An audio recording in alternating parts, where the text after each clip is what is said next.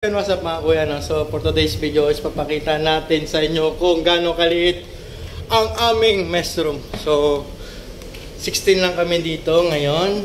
Mas maliit, mas marami kumpara sa nakaraang natin barko. So ito na yung season 2 episode 1 ng ating video, no? So ito yung mess room natin. Napakaliit lang ng ating mess room kumpara nga sa ating previous na barko.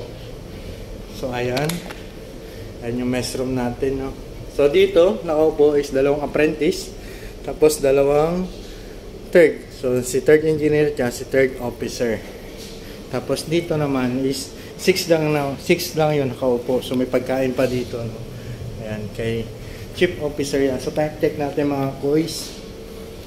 Please mag-aalas 7 na ng gabi, no? So dito is 6 lang yun nakaupo. So dito lang nakaupo. So ganyan yung setup namin. Alam nyo na mga kuya kung bakit ganyan yung setup natin, no? So hindi ko na kailangang explain pa. Alam na ng mga tropa nagbabarko ba.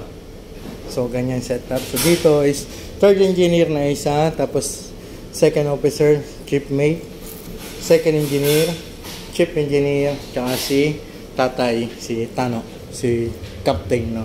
So eto, so may coffee tayo dito, kopihan, pantry, maliit na pantry, no? So ito, lagyan tubig, toaster, tapos yung purified drinking water natin dito sa barko. Tapos dito naman is yung mga tinapay, tapos mga kubiertos, tapos ito mga dessert bowl, coffee cups, tapos dessert plate, tapos may microwave. So yung microwave is nasa labas, no? Kumpara sa mga ibang barko ko is dito yung microwave nila is nasa labas. Hindi ko alam kung bakit nasa labas. Tapos mga soup bowl, dinner plate. Tapos dito naman sa tropa natin is 4 lang yung tropa natin, no? So si Boson, si AB, si AB, si AB. So pwede magkaroon pa ng 2 apprentice dito na Pinoy, no? Kaya 3 apprentice na Pinoy para 19 na tayo lahat. So may telepono dito, tapos may porthole, tapos dito is yung bintana natin. So madilim na, hindi na nakikita ang ating labas, no? So napakaliit lang talaga ng ating mess room, mess hall, ano ba? Maliit lang, kita nyo, maliit lang. Tapos doon sila nagkakape pag nasa puerto tayo, no? So ito yung parang conference room, conference table nila, no? So may dark pa. Time check. So itong clock pala na to is synchronized. Hindi siya nakadikit siya sa wall, no? Tapos naka-synchronize sa bridge.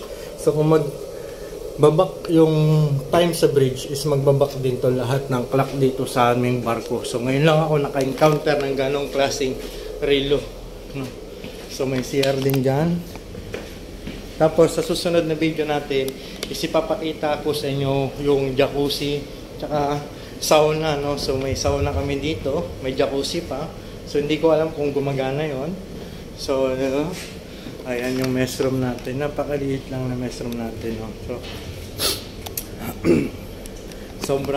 sobrang liit nga lang ng mess room natin. So sa susunod na video is ipapakita ko naman sa inyo kung ano itsura ng ating galley, tsaka mga chamber na 5 chamber yung nandito, ano? Kumpara dun sa kabila is puro chiller lang, tsaka freezer na pangbahay, no? So dito ko muna tatapusin yung video na to.